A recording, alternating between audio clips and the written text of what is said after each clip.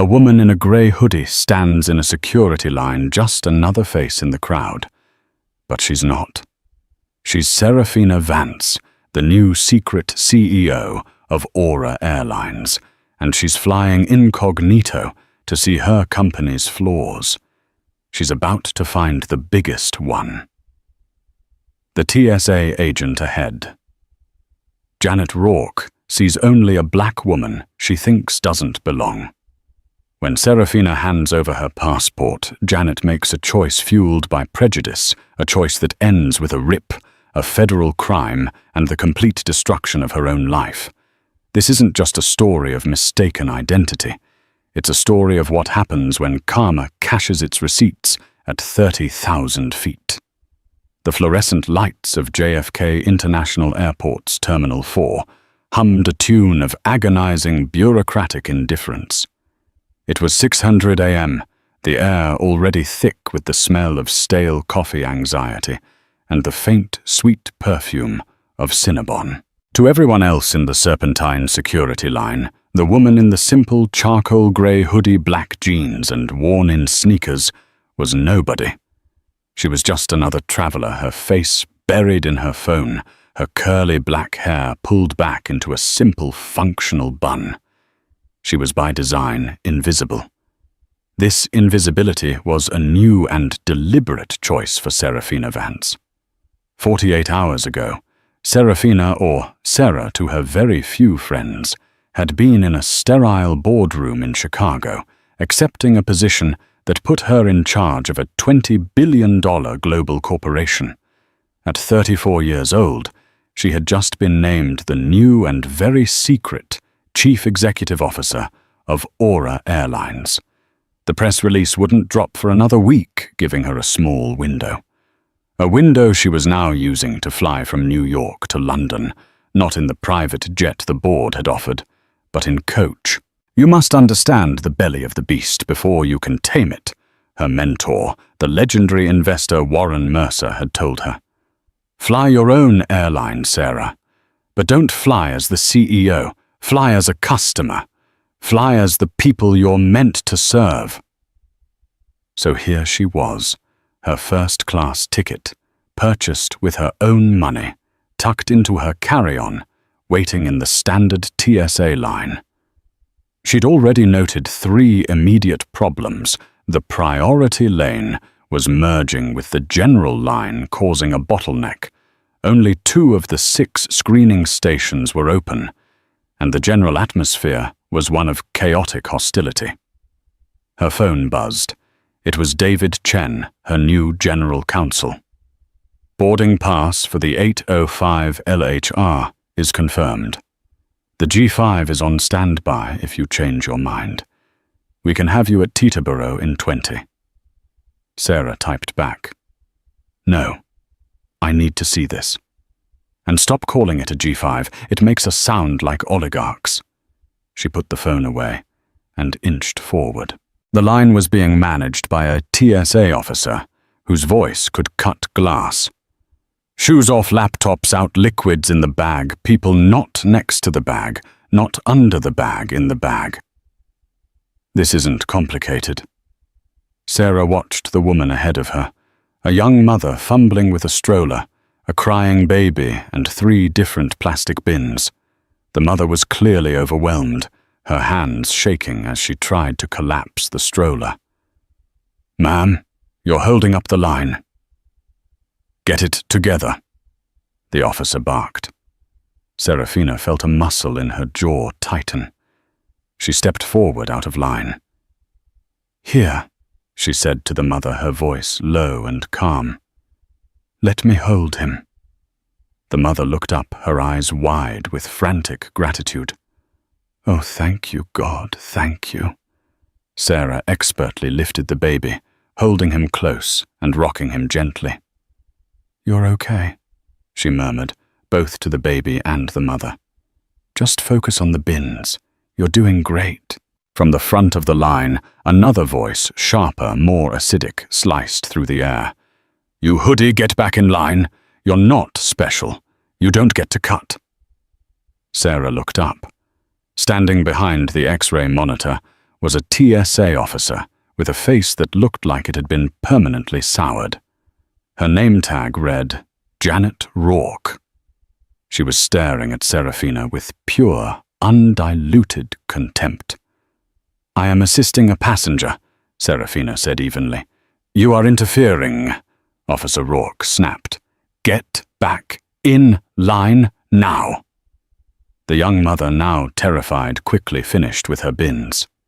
"It's okay, I'm done, thank you so much," she whispered, taking her quieted baby back from Sarah. Serafina gave the mother a reassuring nod and stepped back, her mind a cold, precise ledger. She wasn't angry. She was calculating. The systemic failure was one thing. The individual weaponized cruelty was another. Officer Janet Rourke, she noted internally. Failure in de-escalation. Failure in customer assistance. Failure in basic human decency. She finally reached the front of the line, placing her simple backpack and roller bag into a grey bin. She kept her phone and passport in her hand. "ID and boarding pass," Officer Rourke demanded, not even looking at her. Serafina handed over her passport and phone, which displayed the digital pass. Rourke scanned the pass. Her eyes flickered from the first class designation on the pass to Serafina's simple hoodie and back again. A tiny, ugly smirk played on her lips. "First class, huh?" Rourke said, her voice just loud enough for the people nearby to hear. "Must be a long story." Serafina's blood ran cold. She kept her face impassive. "It's a ticket, officer. One I paid for." Rourke's eyes narrowed. She didn't like being challenged. She opened the dark blue passport. She stared at the photo of Serafina, poised professional, her hair in a neat blowout.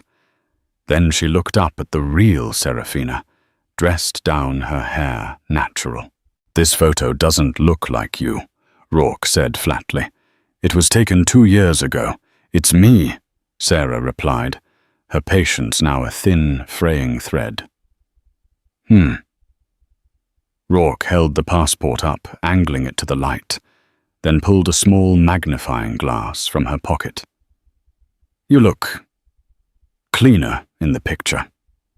A collective sharp intake of breath came from the people nearby. The line had stopped. Everyone was watching.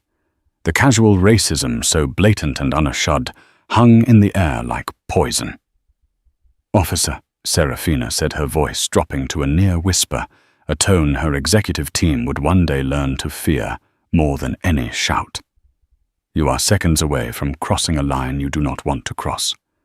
Please scan my passport and let me pass." "Or what?" Janet Rourke sneered. She felt powerful. She had a badge, a uniform, and the full authority of the US government. This girl in her cheap hoodie had nothing. "Or what, sweetheart? You'll call your lawyer. You'll write a bad Yelp review." She felt the eyes on her. She felt the challenge. And the prejudice that had been simmering in her for 20 years on this job resentment for the rich, the entitled, the ones who flew first class while she was stuck checking their bags all boiled over. She held the passport in her 2 hands. She looked Serafina dead in the eye. "This, Officer Rourke said, looks fake to me. The lamination is peeling." And with a sharp, deliberate twist of her wrists, she put her thumb on the corner of the vital laminated bio page and ripped it clean out. Rip! The sound was shockingly loud in the sudden dead silence of the terminal. The page with Serafina's face and identity fluttered to the floor. Janet Rourke dropped the now defaced passport book onto the conveyor belt. "It was defective. Looks like you're not flying today, or ever with a tampered document. Next." For a full 10 seconds, nobody moved. The mother with the baby had her hand over her mouth. The businessman behind Sarah looked like he was going to be sick. The only sound was the whirring of the X-ray machine. Serafina Vance did not look at the ruined passport. She did not look at the torn-out page on the dirty floor. She did not raise her voice. She simply looked at Janet Rourke. It was a look of pure, unadulterated ice. The playful, casual woman in the hoodie was gone. In her place was a Fortune 500 CEO, an apex predator who had just been poked with a sharp stick. "Janet Rourke," Serafina said. Her voice was perfectly calm, clear, and carried across the entire checkpoint. Rourke, suddenly realizing the gravity of what she had just done, felt a jolt of panic. But she doubled down. "That's Officer Rourke to you." And I said next, "Janet Rourke," Serafina repeated, "you have just committed a federal crime under 18 U.S.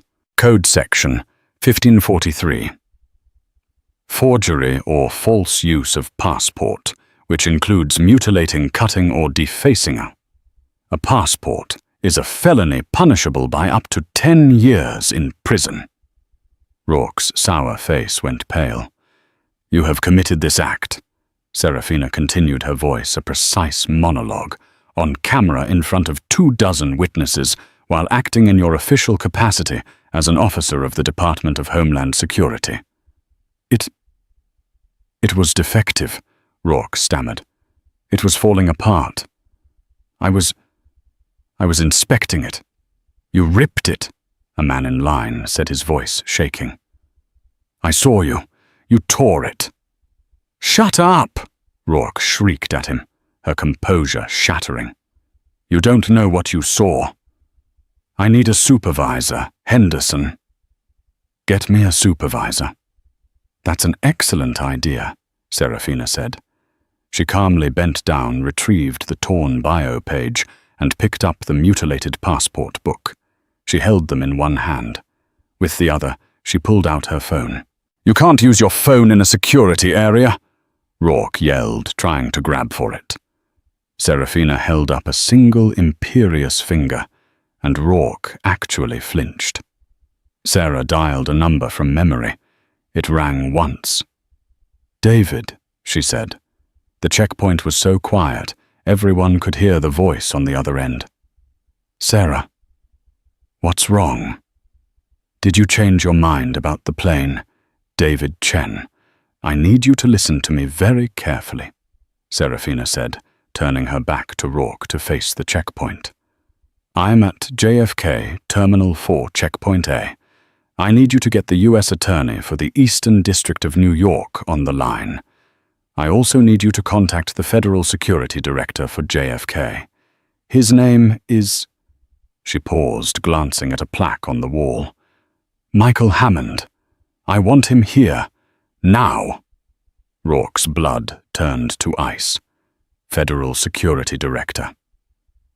That was the head of the entire TSA operation for all of JFK. That was God. What's going on?" David's voice was now sharp with concern. "A TSA officer badge number 7749B, named Janet Rourke, has just profiled me, racially harassed me, and then in a fit of malice deliberately destroyed my United States passport." There was a heavy, pregnant silence on the other end of the line. "She did what?" "You heard me," Sarah said. "She ripped it." "Sarah, are you safe?" "I am safe. But I am also a material witness, and this is now a federal crime scene. I expect DHS Internal Affairs to be here within the hour to secure the video footage. But David," and here her voice changed, the CEO returning in full force, "my primary concern is the airline. Airlines is the single largest tenant in this terminal. We pay millions in rent to the Port Authority, and our passengers, our customers, are being subjected to this. This is not just a federal issue. This is a brand issue." A portly, stressed-looking man in a rumpled blue TSA supervisor's shirt came running up. "What's going on here, Jan? What did you do?" This was Henderson. Rourke, now in tears, pointed a shaking finger at Sarah. She was threatening me. Her passport was fake. It fell apart. It did not, the businessman behind her yelled. This woman tore it right in front of me. Everyone calm down, Henderson shouted, sweating. He looked at Serafina. Ma'am, I'm sure this is just a misunderstanding. We can get you to a rebooking desk. Serafina just looked at him, phone still to her ear. David, are you hearing this? The supervisor Henderson is attempting to, what is the word? Obfuscate. He's trying to make me go to a rebooking desk. It's an interesting strategy for covering up a felony. Henderson's face went from pink to ghost white. He had no idea who this woman was, but she was using words like felony and obfuscate and David Chen and Federal Security Director with a degree of comfort that suggested she was not in fact just some girl in a hoodie. Ma'am, I'm going to have to ask you to come with me to the office, Henderson said, trying to regain control. I'm not going anywhere, Serafina said. This entire checkpoint is to be shut down, right now. You can't do that, Henderson sputtered. You have no authority. No, Serafina agreed, her eyes flashing. I don't. He does, she pointed, striding through the terminal, flanked by 2 Port Authority police officers, and a man in a very expensive suit was a man who radiated authority. He was not wearing a uniform. He was the man in the suit. That, Serafina said to the terrified Henderson, is Marcus Thorne, the general manager of Terminal 4, and the man next to him, who looks like he's about to have a heart attack, is Michael Hammond, the Federal Security Director you all report to. Serafina smiled a thin, sharp, terrifying smile. And I, she said, finally raising her voice so everyone could hear, am Serafina Vance. I am the new CEO of Aura Airlines, and you, Officer Rourke, have just assaulted your landlord. The silence that followed Serafina's words was no longer just silence. It was a vacuum. It was the absolute profound absence of sound that happens in the split second before a catastrophe. Janet Rourke made a small choking noise like a popped balloon. Supervisor Henderson's jaw was physically on his chest. Michael Hammond, the TSA's Federal Security Director, ran the last 20 feet, his face ashen. He wasn't looking at his employees. He was looking at Serafina Vance, the new CEO of the airline that constituted 60% of his terminal's traffic. Ms. Vance, he said, his voice a high-pitched, panicked squeak. He had gotten the call from David Chen Aura's general counsel and had run from his office without even grabbing his jacket. Ms. Vance, I am Michael Hammond. I am so. There are no words. This is an aberration.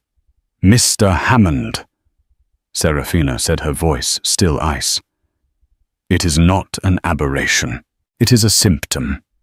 Your officer, she pointed at Rourke, who looked like she was about to faint, just called my passport fake because she did not believe a black woman in a hoodie could be flying first class. She then called me cleaner in my photo. And then when I challenged her, she destroyed my federal documents. This is not an aberration. This is a culture of prejudice that you have allowed to fester. Marcus Thorne, the terminal GM, stepped forward, his eyes blazing with a different kind of fury. His was not just embarrassment, it was financial terror. Port Authority Police, Thorne commanded, detain Officer Rourke. She is to be held for DHS internal affairs. What, you can't? Rourke shrieked. I'm TSA, your Port Authority. You don't have jurisdiction. You're in my terminal, Thorne snapped. And when you assault a passenger, any passenger, let alone the CEO of our primary tenant, you are a criminal. Get her out of here. The two officers who had been watching with a mixture of shock and grim satisfaction, the rivalry between Port Authority and TSA was legendary, did not hesitate. They each took one of Rourke's arms. "Janet Rourke," one officer said, "you are being detained pending an investigation by federal authorities. Please come with us." "No. This is a mistake. Henderson, tell them." It was an accident," Rourke wailed, finally collapsing into a sobbing, hysterical mess. Henderson, to his credit, said nothing.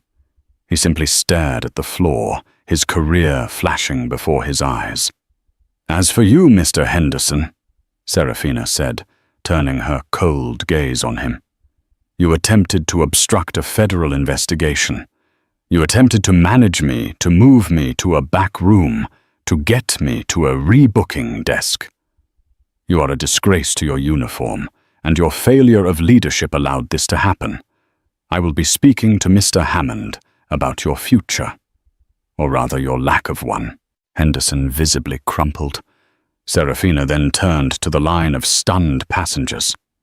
"My apologies to all of you. Aura Airlines and the Port Authority will be issuing you all vouchers for your inconvenience. $300 flight credits." She looked at Marcus Thorne. "Make that happen. Send the bill to Mr. Hammond." "Yes, Ms. Vance," Thorne said immediately. "And get these other lines open." Hammond barked at his remaining staff, who scrambled to comply. "All stations now!" The crowd of passengers, sensing the drama was over, began to disperse, but they were all chattering. The airport Karen video that would be on Twitter in 10 minutes was already being edited. "Ms. Vance," Marcus Thorne said, his voice now a low, respectful murmur. "Please." "My office. We have an Aura Airlines VIP liaison on the way. We can get you a new flight, a private room. Whatever you need." "What I need," Serafina said, "is a secure location to make a statement to the DHS investigators who are on their way. And I need a new passport. Today." "Of course. We have an expedited federal process for this, if you'll come with me." Serafina looked back at the security checkpoint, now a hive of frantic, terrified activity. She had not come here to start a war. She had come to observe.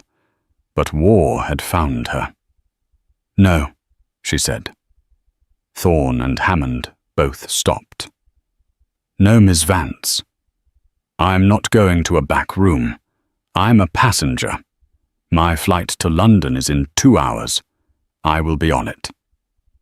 "But your passport," Hammond stammered, pointing at the mangled book she still held. "Your problem, Mr. Hammond, not mine," Serafina said. "I am going to the Aura Airlines first-class lounge. I expect a new valid US passport to be delivered to me there within the next 90 minutes, along with a sincere written apology from you, your department, and Officer Rourke. Am I clear?" Hammond looked like she had just asked him to build a spaceship. 90 minutes, Ms. Vance, the passport office. That's impossible." Serafina did not raise her voice. "Michael. May I call you Michael? Aura Airlines has a 10-year, $25 billion lease at this airport. We are currently in negotiations to build the new global A-class terminal. Those negotiations are, as of this moment, suspended." Thorne's blood pressure visibly skyrocketed.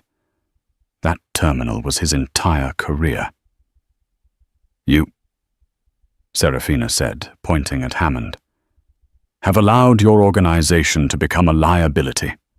A financial and legal liability that Aura Airlines will not tolerate. You will fix this. You will get me my passport, or I will call my board, and I will tell them that JFK is no longer a secure or viable hub for our transatlantic operations. I will suggest we move to Philadelphia. I'm sure they'd be happy to have our 30,000 daily passengers." It was a nuclear bomb. It was a threat so massive, so existential, that both men actually took a step back. Moving a hub was a multi-billion-dollar decision that would destroy the airport's economy. 90 minutes, Michael, Serafina said, her voice now almost a pleasant whisper. I'll be in the lounge. Send up a double espresso. She turned, and with her ruined passport still in hand, she walked away, leaving two of the most powerful men at JFK standing in the middle of a security checkpoint, frozen in sheer, unadulterated terror. The invisible CEO was invisible no longer. The Aura Airlines flagship lounge was an oasis of calm, plush velvet chairs, hushed conversations, and the gentle clinking of champagne glasses. When Serafina Vance walked in, still in her hoodie, holding a ripped passport, she looked wildly out of place. The desk agent, a young man named Leo, looked up, his customer service smile plastered on. Welcome to the Aura Lounge. May I see your boarding? His voice died as he saw Marcus Thorne and a frantic entourage come skidding to a halt behind her. Miss Vance, Thorne panted. This is Leo, our lounge manager. Leo, Miss Vance is to have anything she desires. Anything. The private salon. Leo, to his credit, recovered instantly. He'd seen CEOs before, just not in hoodies. Of course, Mr. Thorne. Right this way, Miss Vance. Serafina was led to the private salon, a room she hadn't even known existed. It was a beautiful, soundproofed space with its own bar shower and views of the tarmac. Thank you, Leo, she said, her voice softer. Please, just a double espresso and a bottle of water. Right away, Miss Vance. Leo backed out of the room, as did Thorne's entourage. Thorne lingered. Miss Vance again. Marcus. She cut him off. Close the door. He did. Who hired Janet Rourke? The TSA, of course. She's a federal employee, not. Who vets the federal employees who interact with our passengers? Sarah countered. Who manages the relationship? Who is responsible for the passenger experience at Terminal 4? I am, ma'am, Thorne said quietly. You are, Serafina agreed, and you have a cancer in your terminal. You think Officer Rourke is the only one. You think that kind of prejudice exists in a vacuum. It doesn't. It's a culture. It's what happens when employees feel untouchable, unaccountable, and superior to the people they serve. It's what I'm here to fix at Aura, and God help me, I'm going to fix it at this airport too. Her phone buzzed. It was David Chen. She put him on speaker. Sarah, are you in a secure location? I am. You're on speaker with Marcus Thorne, GM of T4. What's the status? Okay. David said, his voice all business. DHS Internal Affairs is en route. The U.S. Attorney's Office is monitoring the situation, which means they're waiting for my official complaint. And I've already spoken to Director Hammond's boss in D.C. He is apoplectic. Good. What about my passport? That, David said, is the tricky part. State Department is being difficult. Then make them undifficult, Sarah said. I am a U.S. citizen and a U.S. government employee in an act of malice destroyed my travel documents. This is a federal priority. I am not asking David. I am telling. I will be on that 8:05 flight. It's 7:15, Sarah. That flight is boarding in 30 minutes. That is physically impossible. Serafina was silent for a moment. She looked out the window at the massive, gleaming Aura Airlines A350 being prepped for its flight. She could see the ground crew. She could see the baggage handlers. She could see the problem. You're right, she said. I won't make the 8:05. Thorne and David both let out a sigh of relief. I'll take the 10:30, she said. But I will be taking it with a new passport. David, get me the Secretary of State's home number. I don't care. Marcus, I want a full report on my desk by noon tomorrow. I want the personnel files of every TSA supervisor at this terminal, including Henderson. I want a list of every passenger complaint filed against the TSA at T4 for the last 18 months, cross-referenced with the officers involved. Ms. Vance, that's classified TSA information. I can't just— You, Serafina said, can't, but Aura Airlines can.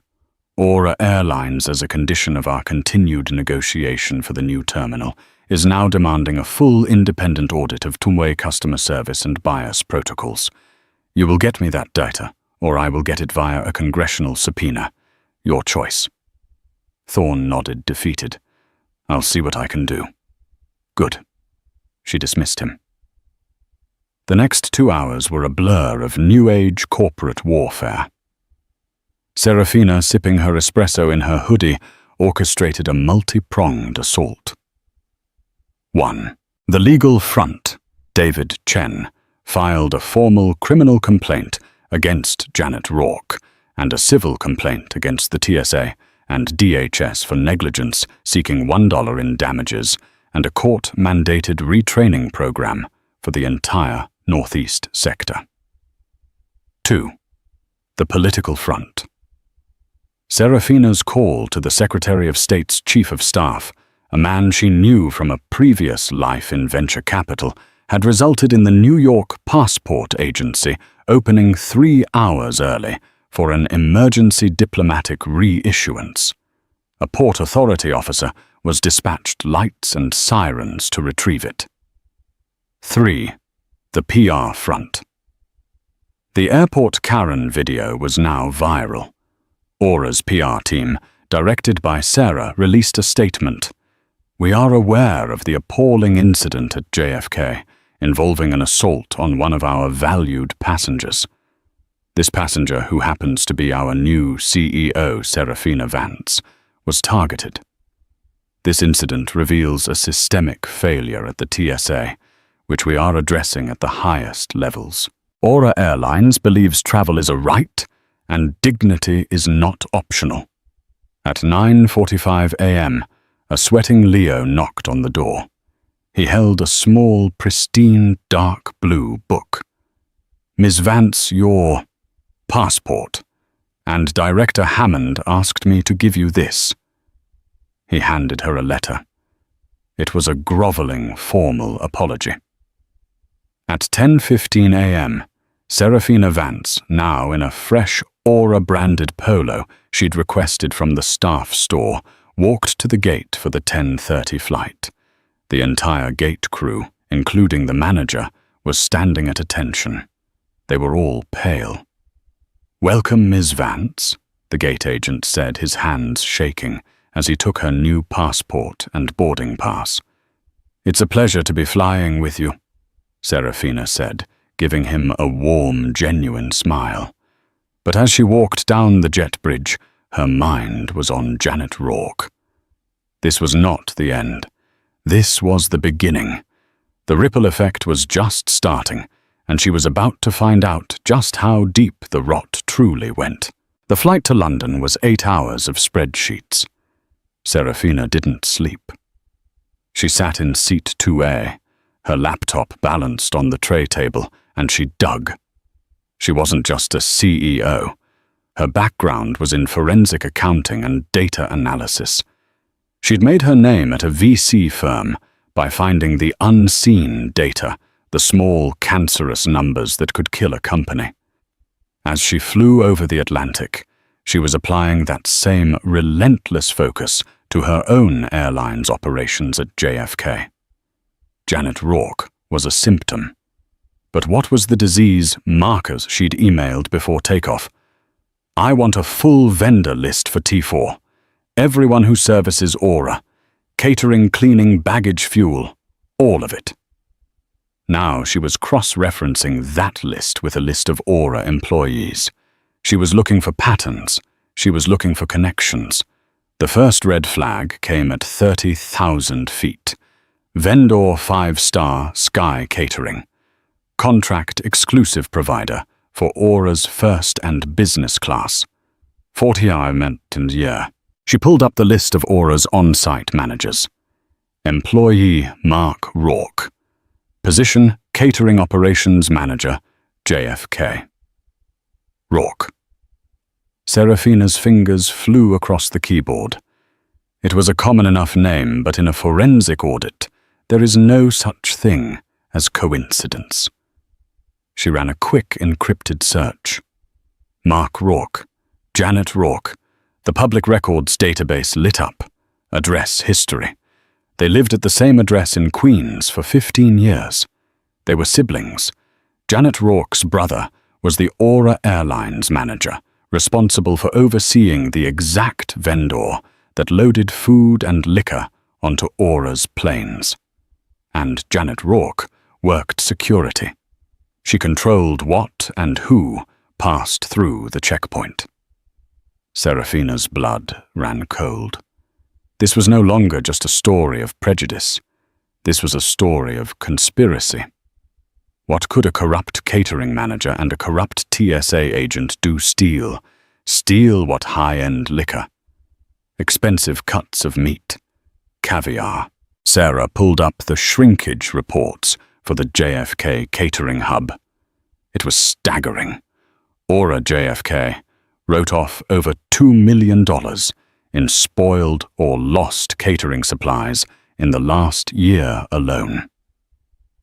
The next busiest hub, LAX, wrote off $300,000. Sarah looked at the reports more closely. The losses were almost entirely in two categories: cases of Dom Perignon served in first class and high-end electronics used as corporate gifts. How were they getting it out? Mark Rourke would load the stolen goods into spoiled food containers. He would then drive them not toll to the incinerator, but to a non-secure part of the terminal. And his sister Janet would look the other way, using her security clearance to wave through vans and inspect manifests, allowing the stolen goods to leave the airport. Janet Rourke wasn't just a bitter racist officer. She was a criminal. She was a co-conspirator in a multi-million-dollar theft ring, stealing from the very airline Serafina now controlled. Her act of ripping the passport was not just malice. It was arrogance. It was the hubris of someone who thought she was so entrenched, so protected, that she was untouchable. She was part of the rot in the foundation. When Serafina landed in London, she didn't go to her hotel. She went straight to Aura's LHR office. "Get me David Chen," she said to her new assistant, "and get me the head of our corporate security. Tell him to book the next flight to New York. We're not just doing an audit. We are launching a full-scale criminal investigation." The ripple had become a tidal wave. The next 2 weeks were an exercise in surgical precision. Serafina, working from London, unleashed a force the Rourke siblings could never have anticipated. She hired Frank Kincaid, a legendary forensic auditor and ex-FBI agent, giving him a simple directive: find everything. Kincaid and his team descended on JFK's records like wolves. They didn't just look at personnel files. They pulled 2 years of security logs, vendor manifests, catering spoilage reports, and warehouse leases. They ran background checks, financial audits, and put a quiet surveillance team on both Mark and Janet Rourke. The Rourkes, in their colossal arrogance, had been sloppy. The evidence wasn't just a smoking gun. It was an entire arsenal. "It's a full-blown criminal enterprise, Ms. Vance," Kincaid reported on a secure call just 4 days into the audit. "They're not just stealing, they're syndicated." The picture he painted was damning. Mark Rourke, as Aura's catering manager, was the inside man. He would use his authority to spoil out entire pallets of high-value goods, cases of Dom Perignon, high-end electronics, and A5 Wagyu beef, claiming they were contaminated or past date. But these goods never went to the incinerator. They were loaded onto trucks belonging to a shell company Mark had created, Nautical Logistics LLC. This company also leased a small, nondescript warehouse in Queens, and that's where Janet came in. Janet is the linchpin, Kincaid explained. She's the gatekeeper. Her job at the TSA checkpoint wasn't just a power trip, it was security for their operation. She ensured those nautical logistics trucks were never flagged for random inspection. She controlled the exact time and lane they used, waving them through with a nod. The money trail was just as brazen. Mark would sell the stolen goods to a network of high-end restaurants and black market dealers for cash. He then funneled this cash to his sister.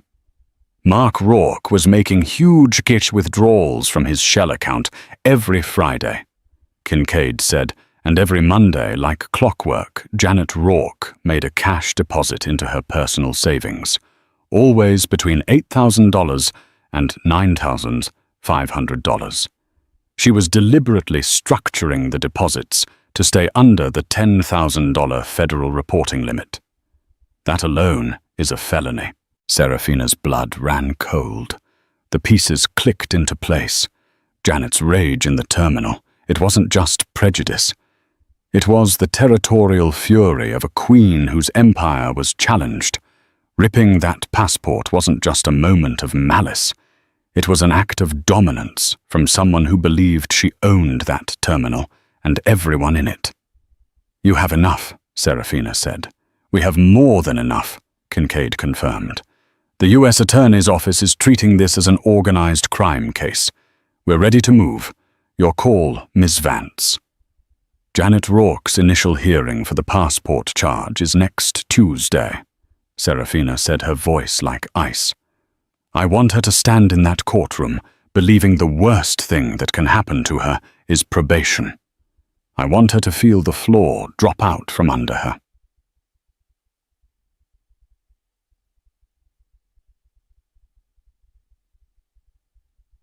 Tuesday. A small, drab courtroom in the Moynihan Courthouse. Janet Rourke was in a modest wool sweater, her face scrubbed clean, dabbing at her eyes with a tissue. Her public defender was pleading her case. "Your Honor," the lawyer argued, "my client is a 20-year federal employee with a spotless record." She snapped. It was a momentary lapse under extreme stress. She has been fired. She has lost her career. She has lost everything. Surely that is karma enough. We are asking for probation. The judge, a no-nonsense woman named Alice Chen, looked skeptical. "A lapse? Counsel." This was a violent, deliberate act against a citizen. Boom! The heavy courtroom doors flew open, slamming against the walls. 2 U.S. Marshals strode in, followed by a severe-looking man in an expensive suit. "What is the meaning of this?" Judge Chen demanded. "My apologies, Your Honor," the man said, his voice filling the room. "AUSA Sullivan Organized Crime Division. We have a superseding indictment and a new warrant for the defendant, Janet Rourke. The charges we are unsealing today are somewhat more significant." Janet's lawyer went pale. "Organized crime. This is a misdemeanor passport case. This is absurd." "That's a lie," Janet shrieked, jumping to her feet. "I'm a TSA agent. I don't know anything about that."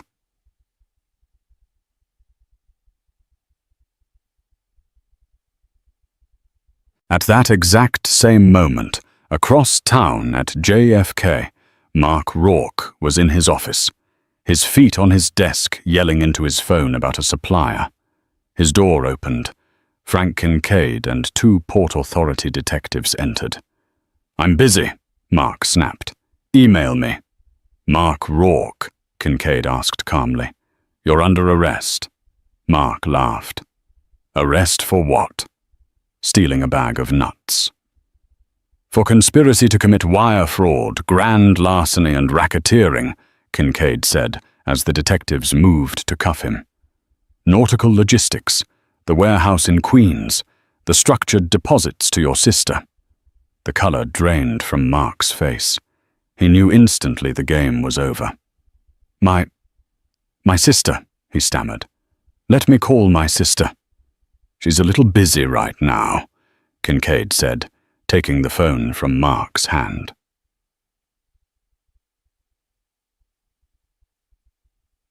Back in the courtroom, Janet Rourke was becoming hysterical.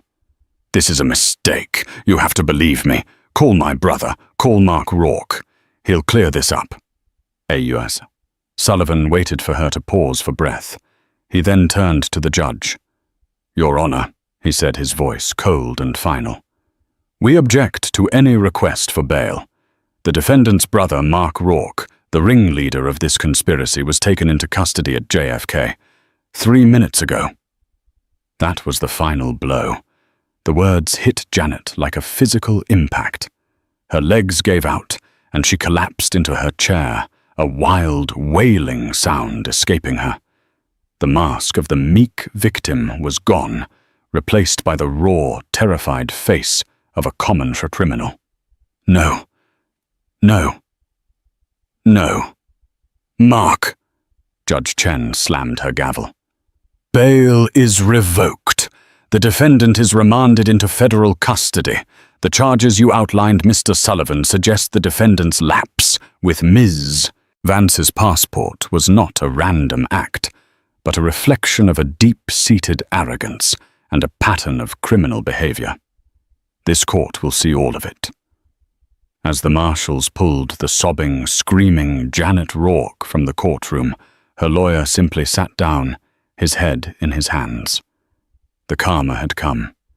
It was not a gentle lesson. It was a wrecking ball. Janet's single hateful act of ripping a passport had not been the crime of a lifetime. It had been the key that unlocked the prison cell for her entire criminal family. The fall of the Rourke siblings was not just a quiet end, it was a detonation. The trial, set for 2 months after the arrests, became a media sensation, a symbol of systemic rot. Serafina, against David Chen's advice, had instructed Aura's legal team to cooperate fully with the prosecution, handing over the entire multi-million-dollar forensic audit. Janet Rourke's trial was first. Her attorney, overwhelmed, attempted to paint her as a low-level, stressed-out employee who had a momentary lapse in judgment. This narrative was systematically dismantled. The prosecution's star witness wasn't Serafina. It was the businessman who had been standing behind her in line. She didn't lapse.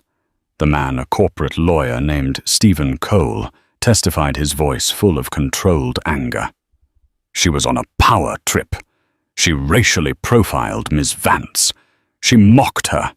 And then she looked her dead in the eye and destroyed her passport with pure, unadulterated malice.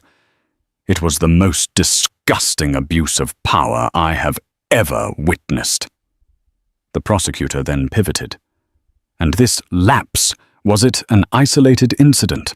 Objection, Janet's lawyer cried. Pattern of behavior. Overruled, Judge Alice Chen snapped. The prosecution is establishing motive and character. Proceed. The prosecutor smiled. I'd like to introduce evidence of an additional federal indictment against Ms. Rourke. This was the bomb. The courtroom gasped as the prosecutor laid out the details of the theft and racketeering conspiracy. The cash deposits, the security log overrides, the secret signals to her brother's delivery vans. Janet's defense collapsed. She was no longer a stressed-out officer. She was a cog in a criminal machine. Her prejudice wasn't just a personal failing. It was a tool she used to feel superior while she was stealing the company blind. When it came time for sentencing, Janet Rourke, now pale and thin, stood before the judge. I just want to apologize, she whimpered, reading from a crumpled paper. To Ms. Vance. I'm not a bad person. I made a terrible mistake." Judge Chen removed her glasses and stared at Janet for a long, terrible minute. "Ms. Rourke," the judge said, her voice quiet, but carrying to every corner of the room. "You are not apologizing for what you did. You are apologizing for getting caught. You stand here and call yourself not a bad person after you have been convicted of not one, but 2 sets of federal crimes. Your act of destroying Ms. Vance's passport was not a mistake," the judge continued, her voice rising with a cold fury. "It was an expression of a deep-seated hatred, a hatred you felt for someone you in your profound arrogance deemed lesser than you. You thought she didn't belong in first class. You, a common thief draped in a federal uniform, had the audacity to pass judgment on anyone. You are a disgrace to your uniform, to your colleagues, and to the public trust. You used your authority not to protect, but to harm, to harass and to steal. The karma you are facing is not for one ripped passport. It is for a lifetime of small cruelties and one very large criminal conspiracy. It is for the rot you represent. For the charge of 18 U.S. Code Section 1543, destruction of a passport, you are sentenced to 2 years. For the charges of conspiracy to commit wire fraud and grand larceny, you are sentenced to 3 years to be served consecutively. You will serve 5 years in a federal prison. You are remanded into custody, now." Janet Rourke collapsed wailing, "No, please, no," as the marshals pulled her up and cuffed her. 2 days later, her brother Mark Rourke faced the same judge. Seeing what happened to his sister, he had taken a plea deal. He offered no apologies. He simply stared at the floor. The judge, noting his complete lack of remorse and his role as the ringleader, sentenced him to the maximum under the plea, 10 years.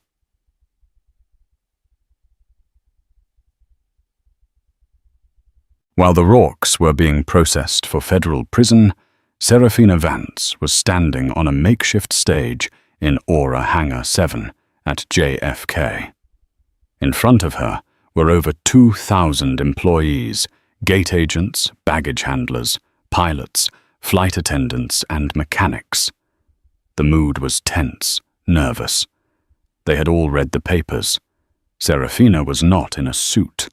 She wore black jeans, boots, and an Aura-branded polo. Her hair was pulled back. She looked like one of them, but the power radiating from her was unmistakable. "Good morning," she said. Her voice, unamplified, was so clear it silenced the hangar. "My name is Serafina Vance. My first day as your CEO was eventful. Many of you read about it. Some of you lived it." A nervous chuckle rippled through the crowd. "What happened at that security checkpoint was a disgrace," she said, her voice hardening. "But it was also a gift. It showed me the rot. And I'm not just talking about the Rourkes. I'm not just talking about the TSA." She paused, pacing the stage, locking eyes with people in the crowd. "I'm talking about us. We had a manager who stole millions of dollars from this company from you for years, and we were too asleep, too complacent, too siloed to notice. We had a culture where passengers were seen as an inconvenience, not as our guests. We valued speed over service and power over people. We saw a problem and thought, that's not my department. That," she said, stopping in the center of the stage, "ends today. Today we are launching the new Aura, and its guiding principle is one word: dignity. Dignity for our customers, dignity for our partners, and dignity for each other. But dignity isn't free. It's not a word in a memo. It's a set of actions, and it's an investment." She pointed to a giant screen behind her. "First, the Vance Vantage Point program. It's a new 100% anonymous whistleblower app. You see theft, you see harassment, you see abuse, you report it. And if your tip leads to a recovery of stolen assets or a significant safety fix, my office will pay you 10% of the value recovered. No questions, no retaliation. You see something, you say something, you get paid. We are trusting you to be the guardians of this airline. A murmur of shock went through the crowd. Second, the Aura Ascent plan. For years you've been told to go faster. Now I'm telling you to go better. Starting next quarter, 20% of our net profit is going into a new bonus pool. But it's not tied to our stock price. It's tied to our service metrics, customer satisfaction, on-time baggage and passenger compliments. When our service scores go up, everyone from the baggage handlers to the pilots gets a check. We rise together. This time the murmur was loud, excited. And third, she said, our partners, the TSA. We are funding a new independent audit of TSA, protocols at all our hubs. We're calling it the Dignity and Travel Alliance. It will be run by former passenger advocates, not by bureaucrats, to completely retrain officers in de-escalation and anti-bias. She then looked over to the side of the stage.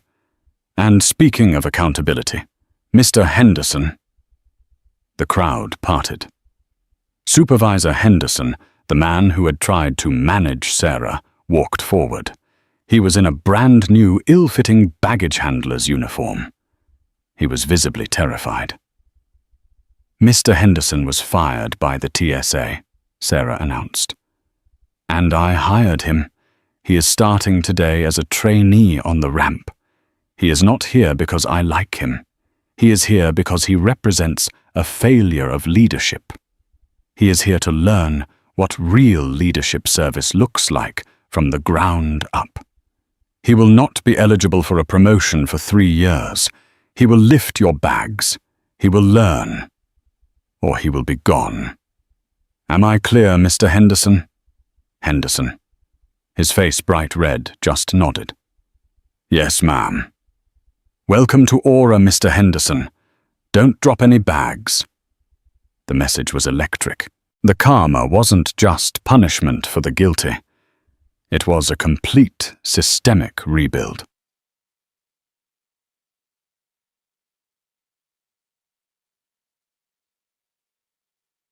One year later, the scene was the Global Wings Awards in Singapore, the Oscars of aviation. The terminal at JFK was unrecognizable. The TSA checkpoint was staffed by agents who smiled, who helped the elderly, who handed out coloring books to kids.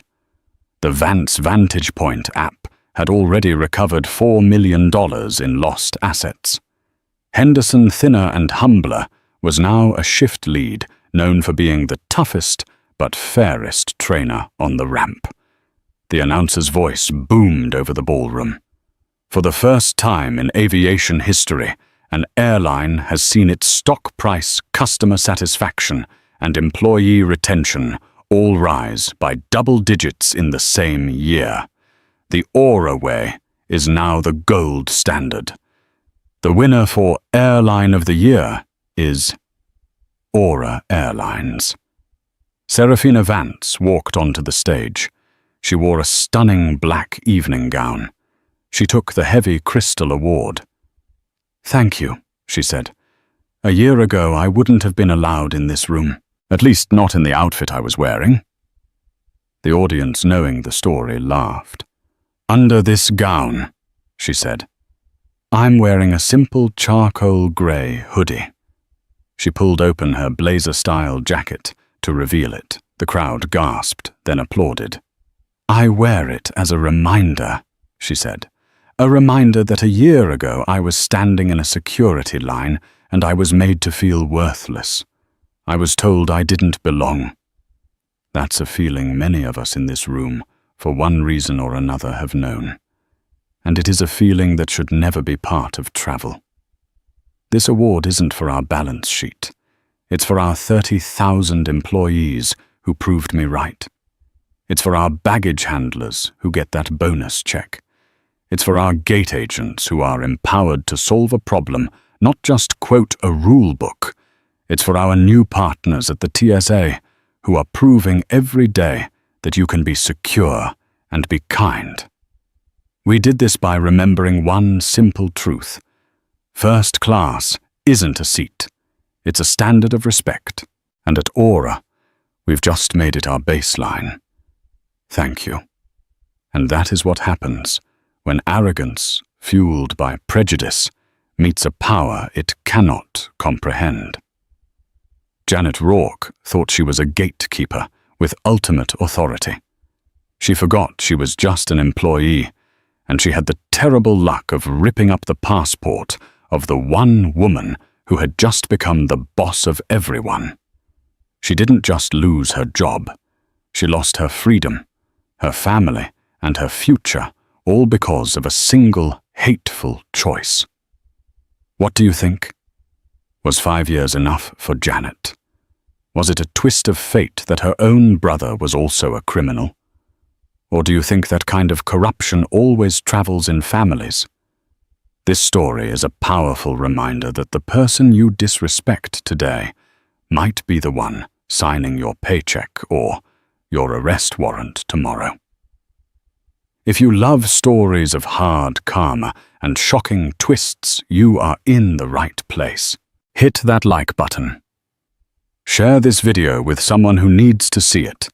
And most importantly, subscribe to the channel. We have so many more stories to tell, and you don't want to miss a single one. Thank you for listening.